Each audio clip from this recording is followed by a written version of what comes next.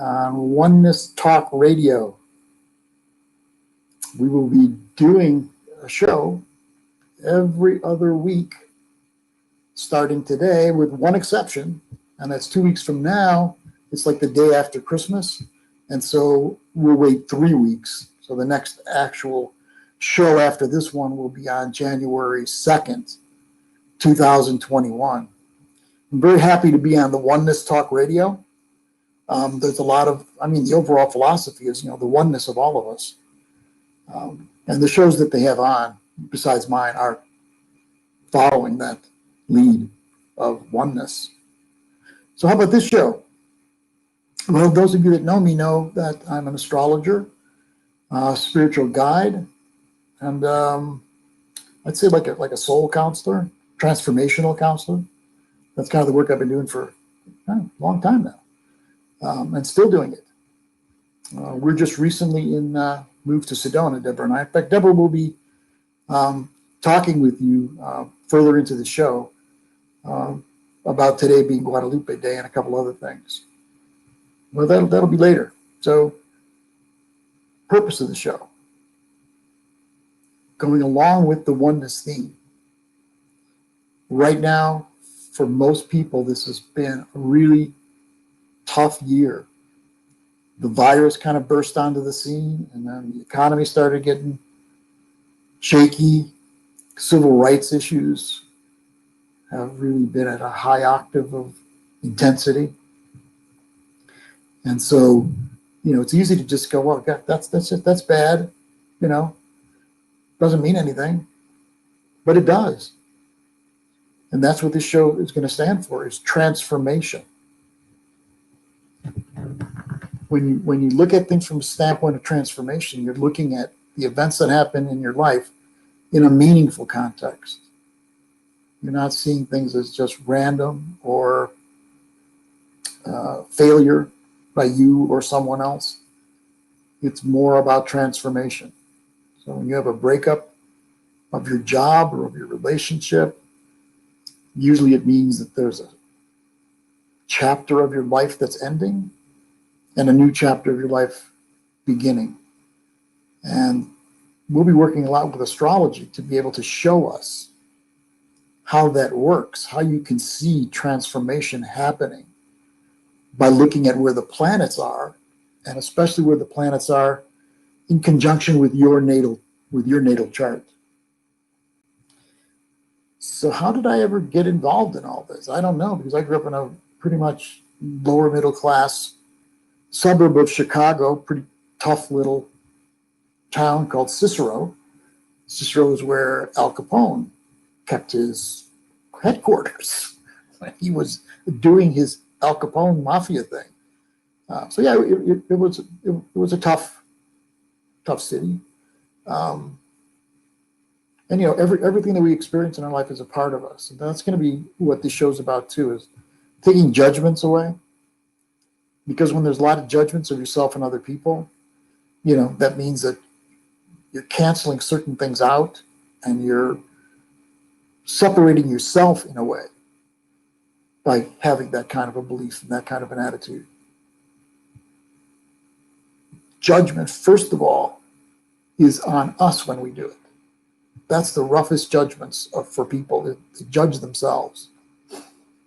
And we're going to get into it a little more later, but the way I work astrologically is the way that I see the world right now. We're moving into an age of Aquarius. I'll talk more about that, but one of the basic tenets of the age of Aquarius is diversity within unity. Well, the way that I work astrology with people is all the different planets that sit inside your chart are different voices, so to speak, and different parts of who you are. And to really go through a positive transformation, it's important to not judge any part of yourself and to realize that one of the goals is diversity within unity. Diversity within unity, even inside ourselves. We'll talk more about that later. So I grew up in this, for a lot of the time, I grew up in other suburb, Oak Park, Illinois, also. But I was just kind of going about my business, just leading an everyday life, I was insurance manager, salesman and manager. And my big dream was to be a singer. And I had some gigs for that, lead singer in a band. Wasn't going nearly as fast as I wanted it to. Then the man that I worked with in the insurance field, he said to me that he had a course, class course that he wanted to get involved in. And he would really like for me to get involved in it with him. And I said, well, I don't know. I don't know anything about this. It was called Silva Mind Control. It sounded kind of ominous, actually, mind control. He said, no, it's not anything like that. Take the class and see what happens. Remember, I'm basic guy upbringing up to that point. So I go in and there's meditation all day long for about 4 or 5 days. Meditation all day long. And the meditations, were partly to relax, which is what we all seek to get when we meditate, to get a centeredness in a relaxed place. But all these other exercises were for other things too. Like, we're all programmed. I know you that listen here know the programming that people receive from the culture and from their families. That life is supposed to be a certain way, that you're supposed to be a certain way, and these are the rules of the world that you're in. And this is the history of the world that you're in. So learn it and live by it. So it worked on helping to let go of those kind of attitudes, that kind of programming, and to move into new places inside yourself and in your life. And then another meditation that really was awakener for me was the last meditation of the class. And at that meditation, 2 people sit across from each other, and they each give the initials of someone that they know and the city that that person is living in, city or town. And after the person gives you these initials, or gave me the initials, the next thing to do, we were told, is to scan the body of that person whose initials you were just given and see what illnesses sit inside that person's body. And then, if you can, go a little further and see what the person actually looks like. So I didn't think I could do that. But I did. I opened my mouth and words were coming out, and I thought I was BSing. And it turns out that everything I said was exactly right. Like difficult things. The person had cancer of the liver. I described what the person looked like. And I was astounded. But then I did it 10 more times with 10 other people giving me their initials. And I certainly wasn't the only one doing this. Many people in the class were able to do this after that kind of training. So what do you think that did to my head? So, oh my God, this is a world that I don't know. But yet I was so intrigued that I took my partner up on his offer that we were going to run this class. By run, I mean, we were in Chicago, so we went to different cities like Milwaukee, Madison, Wisconsin, Des Moines, Iowa, all around the Midwest. We went and held classes there. And I would like get us on radio shows, get us on TV shows so that we could be good marketing and good turnouts. And we did in most places. There was one place that the class just couldn't do well. It was in Milwaukee, Wisconsin, where the most we could ever get was like 4 or 5 students, something like that. So one of the exercises that Silva teaches you is called Mirror of the Mind. The Mirror of the Mind is when you let go of an old part of yourself or of your life, and you bring in something new that you really want or you really believe is connected to who you are. And so the class in Milwaukee, like I said, never had more than 4 or 5 people. So I did this meditation, like they said, over and over and over and over again, every day, 5, 6 times a day. I believed that I could do something powerful. So I programmed for 30 students in that class. Lo and behold, remember, it only had 4. It was the tops. Yes, the instructor calls me up. He didn't know what I was trying to do. I just told him to call me when he had the roster, and he called me up and he says, "Yeah, there are 30 people in this class." Wow, did that change my consciousness then? Now I really didn't know what reality was, but I was intrigued and wanted to go further in it. And then I would go to metaphysical bookstores a lot. Don't forget, I was with this course day and night because I was helping to market it across the Midwest. So transformation was partly that I would see astrology books in metaphysical bookstores, and then they would just pop off the shelves. And I felt like I know this. And of course, I didn't know anything, but I felt like I know this. I've been here. And then I just changed my whole life. You know, the insurance, the singing career were not meaningful to me anymore. This was extremely meaningful to me. And it also taught me about transformation. Of course, once I get into the astrology, I got to see that the time that I was going through with the big change, the big shift, was a huge planetary transformation that my soul was encountering. And so that's how I started the astrology work, with the purpose of helping people with the transformational process, helping them let go of what's not them anymore, what's not right for them anymore, and helping them to embrace what's waiting for them. And with all this, there's a stronger sense of purpose that each person gets.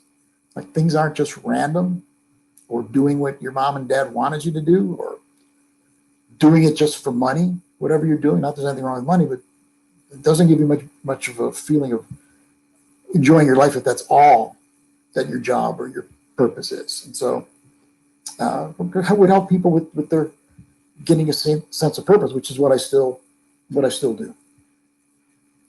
So the show's going to be about entering the Age of Aquarius.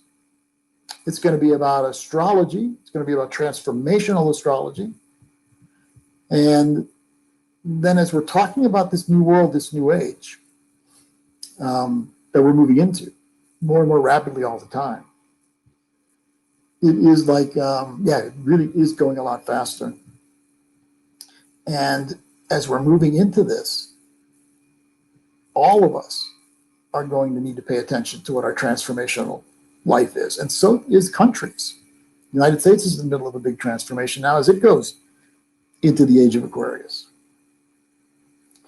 So a lot of what we're doing with the show will be a combination of evolution of consciousness, and revolution. You can look out at the world now, what's going on, and you can feel the first steps of revolution. Not knowing exactly where it's going to, but you can see revolutions in the air too. Excuse me.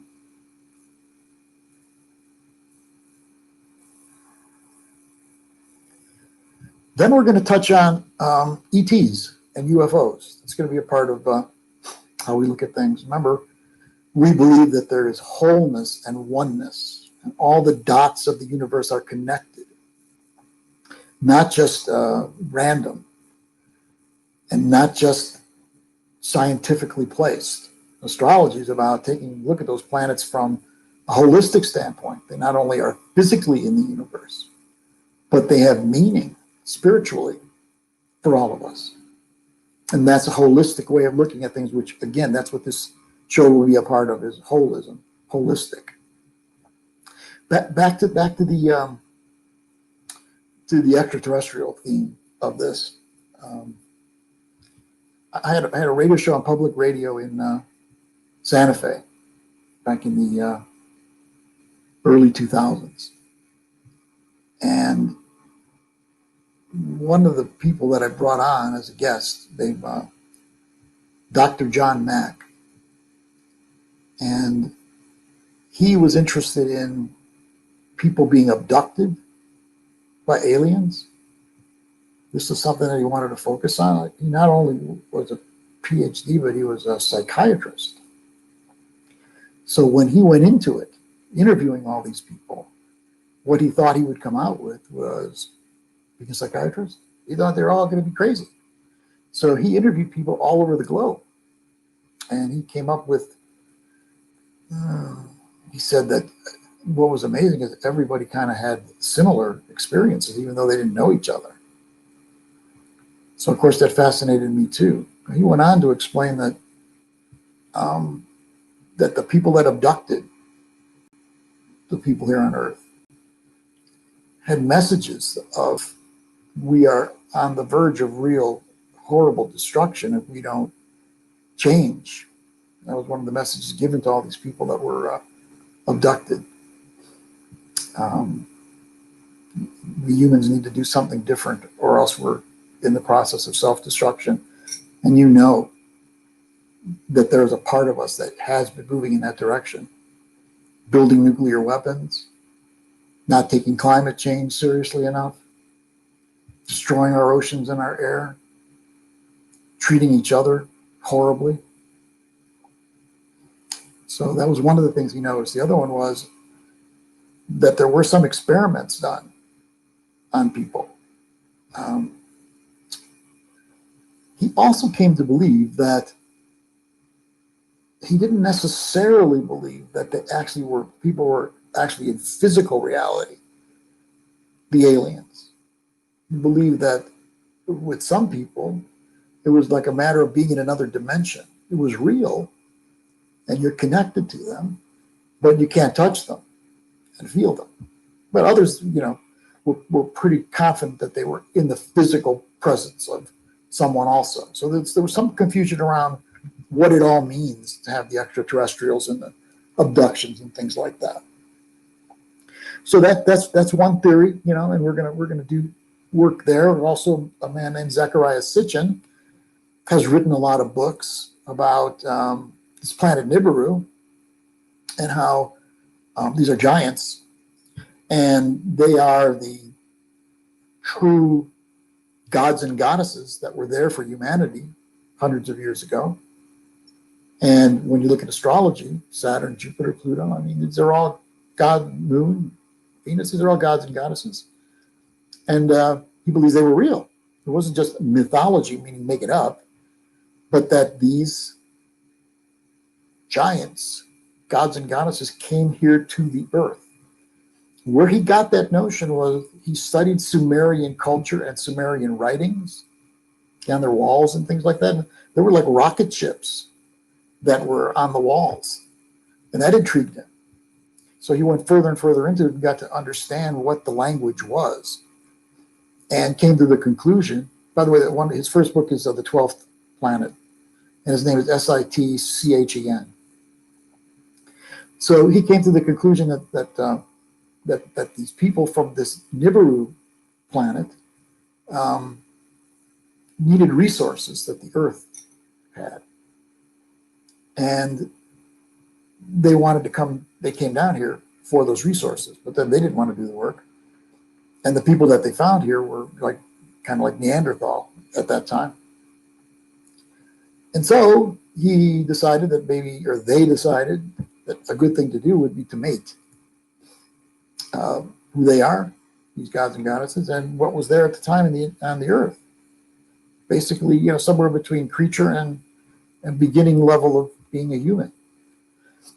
And so that what was created was us.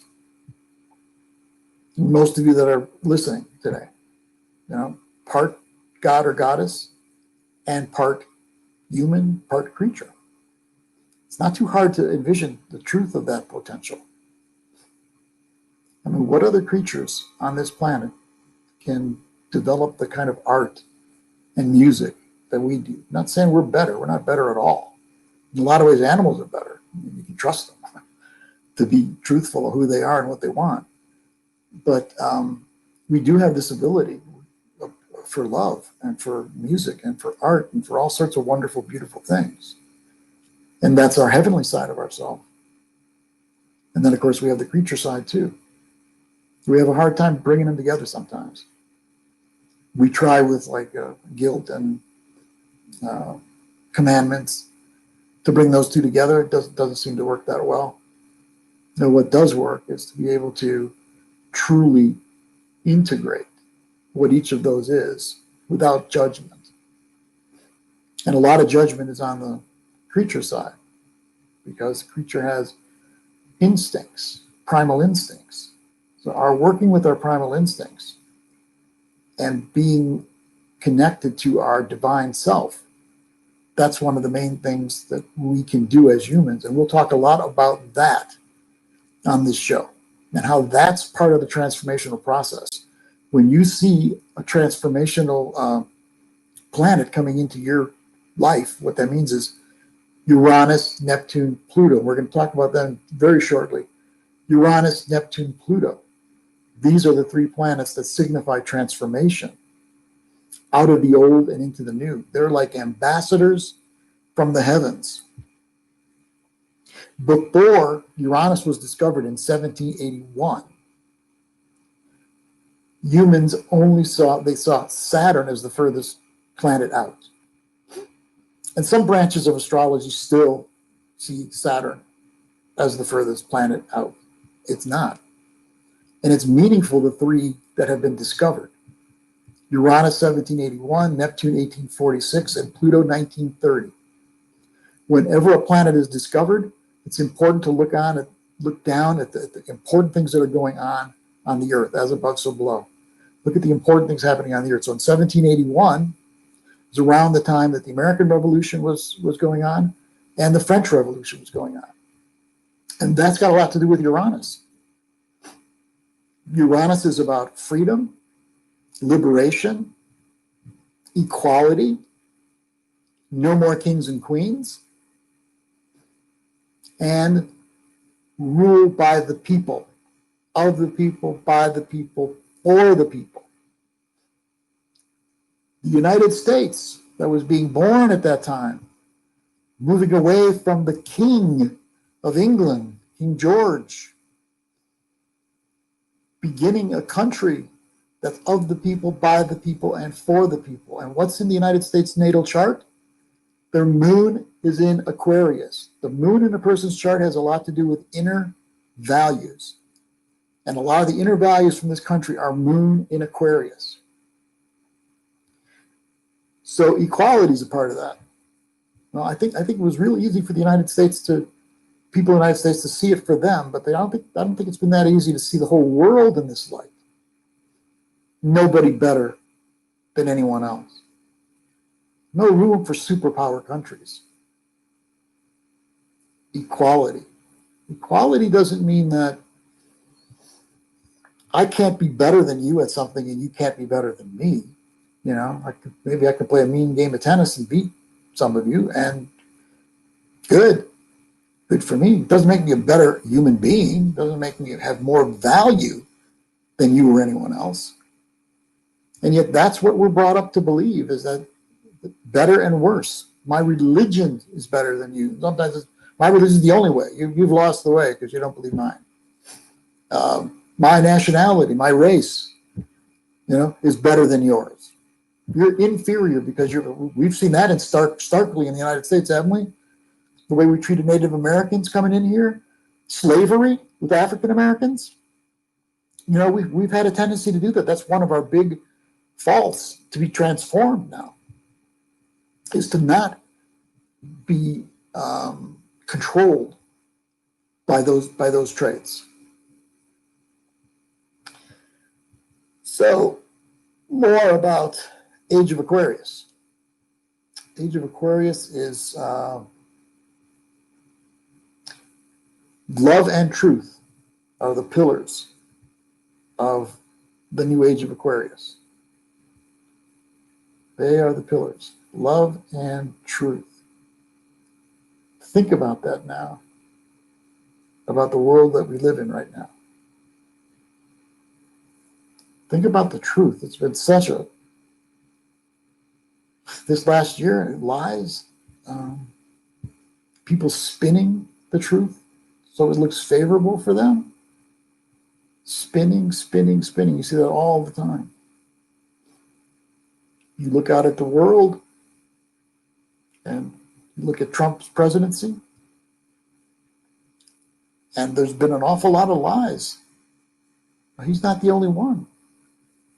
People in government are lying all the time. Sometimes it's difficult to know what's true and what's not anymore. I know a lot of you feel that way. It's a challenge. That's why it's really important, bringing up our kids, to think for themselves. Otherwise, someone can come in and convince you of something that isn't true.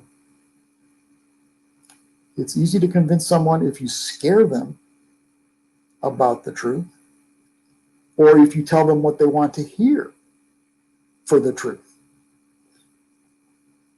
But we can be objective and learn what the truth is without having those kind of biases or programs that have been laid on us. That's truth. Love. You know, I mean, how can we really expect this universe, this planet, this human race to continue if we don't believe in love? You know, and love's not just about romantic love or sexual love. I'm talking about, you know, caring about people, other people, wanting them to have their best and to do their best. And knowing that everything is connected. That's the main thing about love that I see is connection.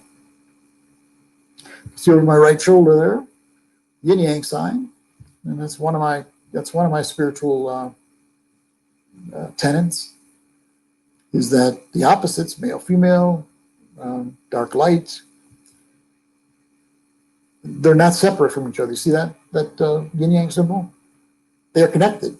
There's a circle holding the opposites. And that's what's really going on. And that's what the new age is to bring us to. Is, yeah, there's opposites, but they are connected. I'll take it one step further with Aquarian age. It's like there's diversity, so not just two anymore. There's diversity, many different races, many different nationalities, many different religions. But more, even beyond that, there's different personality types. Astrology can show you some of that. There's different personality types. And for us to judge any personality type or any kind of person as better or worse or not fit to be considered a human, that's absolute craziness. So diversity goes beyond just race and things like that. It also goes with everything. To accept people who are different. It's not easy to do because we've been programmed to believe someone's better than someone else. Someone is better than someone else in all cases. Everything is like a sporting event of who's going to win. To develop a world that's going to move into this age of Aquarius in a way that's going to bring us all together, help us to survive. You cannot have that in it. Diversity within unity. Then back to the part about nobody being better than anyone else. Back to that 1781 Uranus discovery. No more kings and queens. No more kings and queens. Remember, King George was the king then. Look at our world now. Look at our country now. Do you see the challenge has come back again? Do you see that the most recent president has been acting like a king? Like it doesn't matter what the Congress wants. It doesn't matter what the media says. And people are following. It is so anti-democratic. It's so anti what we were brought up to believe idealistically. So we're challenged now to reclaim democracy, to reclaim no one's any better than anyone else, to reclaim we can all work together for something without an authority figure over our shoulders telling us what to do and judging us. You know, there's a lot of people that believe something I'm going to tell you right now. I'm not going to get into it now, but in our shows, you know, we started as a slave race. Even when I told you about the Sitchen and the gods that came down, well, they treated the people that were here as if they were a slave race. We were supposed to work for them and not necessarily get paid. At least that's what some people believe. I don't know exactly. But we started in a lot of ways as a slave race, and we've had so much slavery across our world, of course, in our country. So we're going to look further into that too. Then, you know, while we're talking about unity and aliens, I mean, why can it not be quite possible that there's diversity within unity across the whole cosmos? You know, that there's a galactic federation and that it contains the same kind of issues that our Earth does. how to find and maintain the unity from all the different entities across our cosmos. Well, soon Deborah's going to talk. I'm looking forward to that. I think about maybe 10 minutes from now, she can tell us about the Virgin Guadalupe and also about bringing the feminine back to the earth in a strong, respected way. You can see it starting already, like the Me Too movement brought that on. I mean, one thing I'm noticing, it'll also be something that we work with on this show, and that's human rights. Human rights. And African Americans have really gotten beat up this last year with human rights violations on them. And it's not new. It's been going on for a long time. Well, that needs to end. It needs to end. I want to clear something up about the phrase Black Lives Matter, because it seems like people misconstrue it. The people that are talking about Black Lives Matter, at least the ones that I've talked to, are not saying Black Lives Matter and no one else does. They're saying we are a race that often feel like we don't matter in this world. And we want to make a statement that our lives do matter. They're not just to be controlled like during slavery or to be dominated like they often are now. Our lives matter. Doesn't mean someone else's life doesn't matter. It means we haven't really shown them how much they matter to us in our human family. Please take that in so that you don't get off on that space of like, what do you mean Black Lives Matter? Who the hell are they? I matter, don't I? Come on. That's not what anybody's trying to say. So we're going to get more and more into human rights because, again, that's got a lot to do with diversity within unity. So let me touch a little bit further on that inner world that I told you about, diversity within unity. It's like, so if you've got like a sun in Capricorn, let's say, and you've got a moon in Sagittarius. So you got two very different sides to yourself. The Capricorn side may want things to stay organized and under control, working toward a goal. And then you get your moon in Sagittarius, very much a free spirit, very much wanting to take adventures with its free spirit, seeing things from the highest possible viewpoint, big picture. Now, how do you get those two together? That's diversity. How do you get them together? Diversity within unity. And that's the kind of thing that I work with people on, is how to get their inner world in unity and take the judgments off certain parts of yourself. And, you know, it's partly society and it's partly our parents said, oh my God, you're being so lazy. Look at you laying around there. What do you mean lazy? I was just going with the flow today. No, you're lazy. You haven't done anything. Okay, you have to call it lazy. Why can't you just say, you know, please get up and get this done? But when you start calling names like that and judging people for who they are, it starts causing something inside them that this part of them is flawed and there's something wrong with them. So it's important when we work with the planets that we find relationship between one side of yourself and another side of yourself. And of course, this you then take into relationships. You know, you're with somebody and they've got a certain trait that's bothering the hell out of you. Sit down and talk about it, see what the essence of that trait is, and see if there's any projections going on, and work to find ways that the two of you can get along, even though you've got parts of yourselves that are so different from one another. Again, it's looking at things in a holistic manner, and it's looking at things as if everything is connected. Always remember to come back to that yin-yang symbol, because that tells us the opposites, that's fine that they're opposite, but they're connected.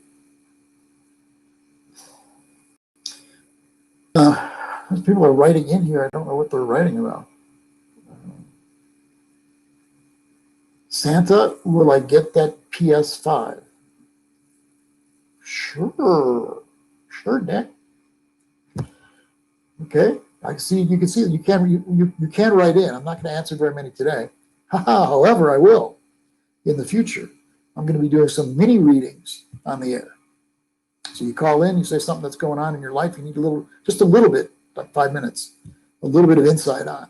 Give me your birth information real quick. Got to have the time in there too, and I'll do mini readings for people as we go.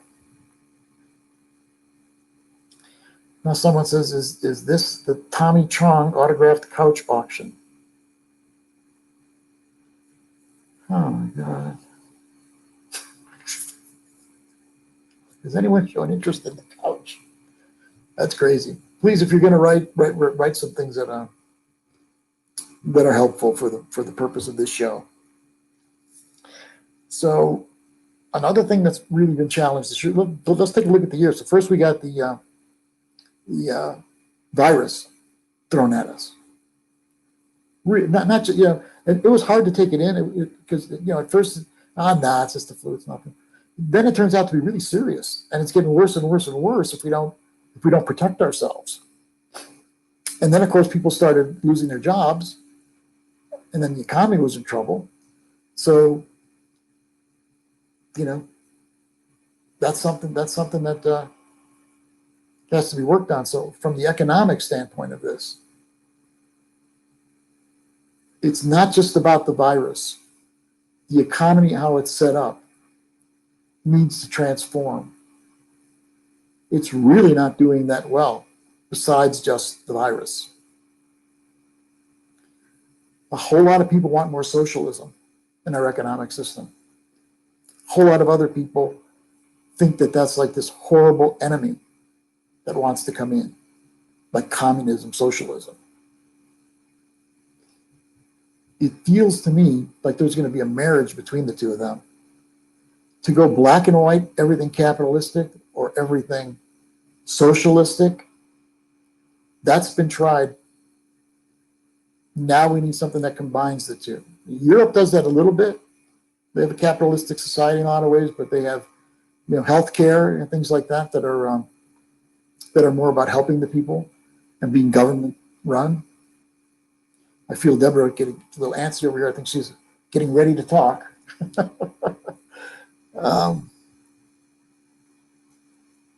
Okay, so moving on. Yes, so all the things that were happening this year. Now they're all part of the process of moving from an old age into a new age. We'll be talking about that all the time because that's a lot of what we see is the changing of ages. Back to those three transformational planets, Uranus, Neptune, and Pluto. To me, these are the harbingers of the new age.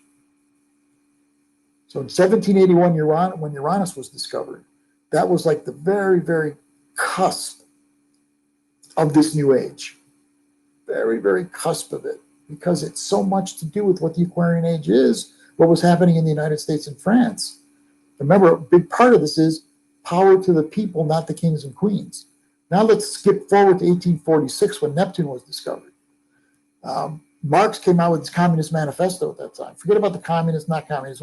What he was writing about is that there were a lot of people within the growing industrial movement in the country. A lot of people were like being taken advantage of, not earning enough money, working 15, 18 hours. There were little kids that were working. So that was 1846. Again, the people need more power. When unions and things like that began to get powerful. Pluto, 1930.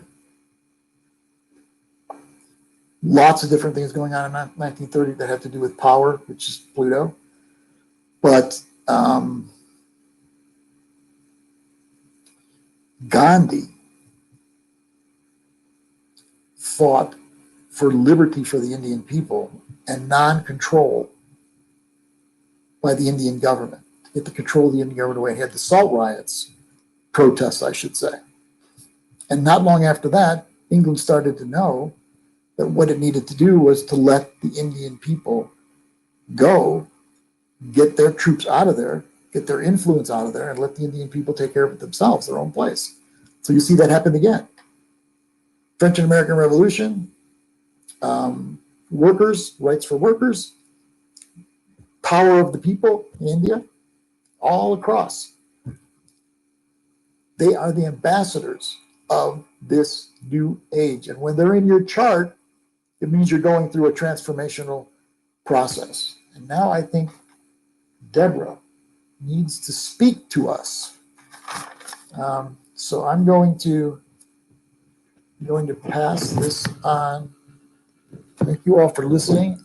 I'll be back in about 5 or so minutes. Hey, everybody.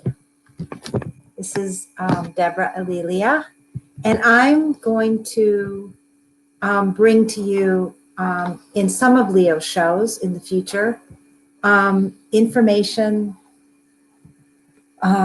wisdom from the earth, the cycles of the earth, the seasons, some about the cycle of Venus and the moon, and also as connected to the divine feminine. And as many of us know right now on the earth, there is the returning of the divine feminine. And I think many of us have been aware of this. If you look into our world, like Leo mentioned, the Me Too movement, and just women, you know, we have our first vice president that's a woman, whose name, by the way, Kamala, is the same name as the goddess Lakshmi in India, which means a lotus. And it's a very, auspicious name, actually. So it's the time now when we're becoming aware that, like Leo talked about, we're all in this together, and that it's important to integrate the masculine and the feminine, and that the feminine needs to come back and be empowered, just as the masculine needs to heal, and there needs to be that sacred relationship now between the masculine and feminine. So today, I just wanted to share a little bit, because today is a powerful day, partly because it is 12/12, which is considered by many people a portal. Whenever there's a double numbers like 11/11, 10/10, and many people believe that it has to do with integration of polarities, because there's one, which is the individuality, which Leah was talking about, and the two, which is partnership and relationship, and they're together. So it has to do with, again, that integration and union of the yin and the yang, the individuality in the community, which is a lot of what the Aquarian age is that we're moving into, is that unique individuality within that larger human family, the larger community of our global family, really. So today is also Virgin de Guadalupe Day, which is celebrated especially in Mexico and South America, and of course by many of our Mexican brothers and sisters in the United States. You may have seen an image of Virgin de Guadalupe. I'm going to hold this up. It's a unique symbol that's different than the symbol of the Virgin Mary. But basically, I want to tell you the story real quick. So back in 1531, an indigenous Aztec man in Mexico, it was actually December 9th, saw an apparition of Mother Mary. Mother Mary came to him, and he had just converted to Christianity because he was born, indigenous Aztec. And she spoke to him in his indigenous language, and he was just blown away. And she told him that she wanted a shrine to be built on that hill where they were standing. So he said, oh, okay. So he got this message from the Virgin Mary, and he didn't know what he was going to do. So he went to the bishop, the local bishop. And by the way, this hill was what is just outside what is now Mexico City. Obviously, it wasn't such a big city back then. And then the bishop said, oh, we can't just go by that. I need more proof. So this man's name was Juan Diego. So Juan Diego went back to his life, and sure enough, 3 days later, on 12/12, or December 12th, 1531, Mother Mary, the Virgin, appeared to him again, and he needed proof.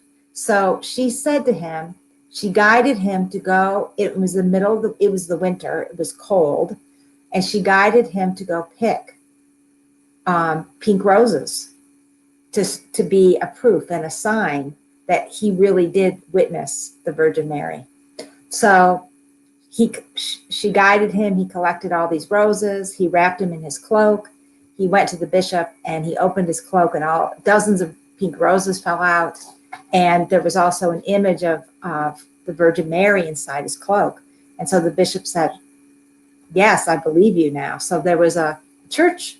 And so ever since then, Virgin de Guadalupe has been a very important part of the culture in Mexico, and for many Mexican Americans and many beings throughout South America.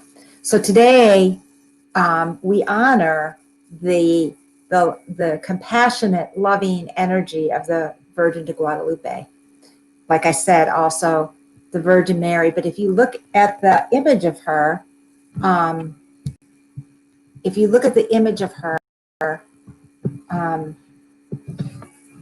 something just showed up on Leah's computer. Sorry about that.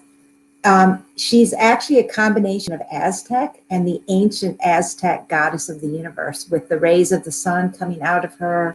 She has stars all over her cloak and the moon beneath her feet, and an angel. But if you look closely at her face and her hands, she resembles the Virgin Mary. So today we honor our beloved Virgin Mary and call to her loving compassion. And I guess is it almost time? Yeah. Okay. So I'm just bringing this to you because it's important for us to start tuning into the divine feminine as she's returning to the earth. And it's also the day of the Venus moon conjunction, actually in a very short time from now, which is very significant in the whole cycle of Venus as she's in her waning and crescent phase conjunct Venus. And if you look in the sky early in the morning before dawn in the eastern sky, you'll be able to see the moon, the waning sliver, conjunct Venus right now. So with that, I thank you all, and I'll put you back to Leo, and I'll see you again in the future. Thanks so much.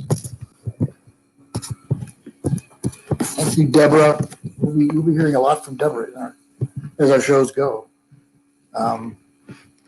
We need the care and the love and the gentleness and the feminine, even the parts that aren't gentle. We need the feminine back. And part of that is the mystery of life. Everything from a patriarchal world is everything is logical all the time, scientific and logical, which are fine. We need that. But sometimes things are just mysterious. I'll give you one mysterious thing right now. We're coming up on a Jupiter conjunct Saturn in Aquarius aspect. Let me lay a little foundation for that. So this year, a lot of the aspects have been difficult, like Saturn conjunct Pluto, especially. That's the one that really was the trigger for the virus and for the economy. And then there's Jupiter Pluto. We've had 3 passes of that. That's very intense. That's been very transformational. And then we've had the eclipses, a couple of eclipses in December, January, a couple more in May, June. So a lot of these really powerful aspects. Now we're coming up at the end of the year, and we're in another eclipse season. The first eclipse was November 30th. The second one is on Monday. That'll be a new moon in Sagittarius at about 23 degrees, and that's going to be strong. And then after that is winter solstice. It's going to be a really different winter solstice than usual. And winter solstice is the darkest day of the year, where the minutes between dark and light are way off to the dark. However, right after that day, the light starts to grow more and more. And along with that, on that December 21st winter solstice, we're going to have a Jupiter conjunct Saturn in Aquarius on the day at 0 degrees of Aquarius. This is something that I've believed is like a turning point or a light shining Just like the winter solstice, you just start seeing a little bit of light. And that Saturn conjunct Jupiter, how could the universe make it any more obvious? At 0 degrees of Aquarius, just starting their conjunction. Well, Jupiter and Saturn, they have a 20-year cycle. Every 20 years, a new Jupiter conjunct Saturn happens. Check out this when you talk about the mysteries of life. Starting in 1840, at the Jupiter-Saturn conjunction, which is every 20 years, 1840, 1860, 1880, whoever was president of the United States at that time died in office. 1840, 1860, 18, all the way to 1980. In 1980, Reagan alternated, but he didn't. A lot of people believe that there was an Indian curse that was put on the United States. I shouldn't say Indian, Native American curse that was put on the United States. Tecumseh might have been the person that did that. And that's because of how the United States was treating Native Americans. I don't know whether that's true or not. But don't you find that really strange that every 20 years, whoever was president died in office until 1980, and that almost happened in 1980? So Saturn and Jupiter are not the transformational planets, Neptune and Pluto, but they are the furthest planets out when you're thinking about what's the culture being run by. So there are cultural shifts that happen every 20 years at the Jupiter conjunct Saturn. In 2000, no one even tried to push that I know of, but what did happen? 911, not long after the Jupiter-Saturn conjunction. And that had a lot to do with our last 20 years.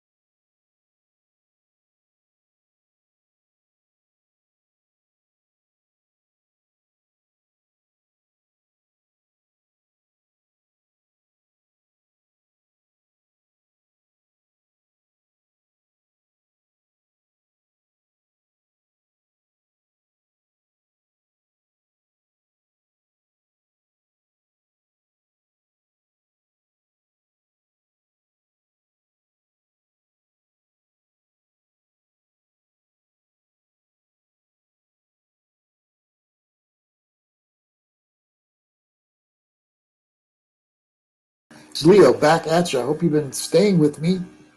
I've got a few more minutes. I'm gonna keep going. So we have a Jupiter-Saturn conjunction in Aquarius on the darkest day of the year. That tells us that there's a light from the Aquarian age coming. Now, I know what's going on, and the people, a lot of those people are really angry, thinking that it was like a bogus election, which we know it wasn't. But nevertheless, they really believe it. And I am concerned that there's going to be some violence now between now and the inauguration on the 20th of January, and maybe even after that. But let's stick with what we know. Age of Aquarius is beginning, and not because of Biden and Kamala. It's beyond that. You know, they're like a little light shining that something new is coming. But actually, it's the whole system in the United States that's going to be transformed. You know, because there's a lot of corruption within the Democratic and the Republican Party, and they're being in bed with the corporations the way that they always have been over the last several years. So a lot's going to change, a lot's going to transform. There's going to be revolution and evolution, and I want to be right where we're talking about it all with you. So stay with me. If you want to see my blog, it's at www.spiritualtherapy.wordpress.com. spiritualtherapy.wordpress.com. And so every Saturday I put that out for a week, and then I'll be doing this every other week. And I'm so happy that Deborah's going to be doing this with me. So we'll see you again on the second newsletter. Tell them about our newsletter too. Oh yeah. How can they sign up for the newsletter, Deb? They can go to www.spiritualrenaissance.com and sign up. Or they can also go to www.GaiaSophiaTempleOfTheHeart.com. And then, of course, you have your website too. Yeah, Leo Knighton Tallarico.com. Which is in the middle of construction. It is in the middle of construction. So anyway, it was wonderful being with you today on our first show. I'm sorry about what happened at the end. I don't know, technical difficulties, as they say. Do our best to correct that so that doesn't happen again. And I'm thankful to Oneness Talk Radio for putting us on the air. I really, really appreciate that. Want to get this voice out. And we'll have lots of guests on all those different subjects that I brought up to you earlier today. So it won't just be me blabbing for an hour. It's going to be lots of people talking about subjects I know you'll be interested in that have to do with our transformation, our evolution, and our revolution into a new world. There's no stopping it. Take care. See you in a couple of weeks. Bye-bye.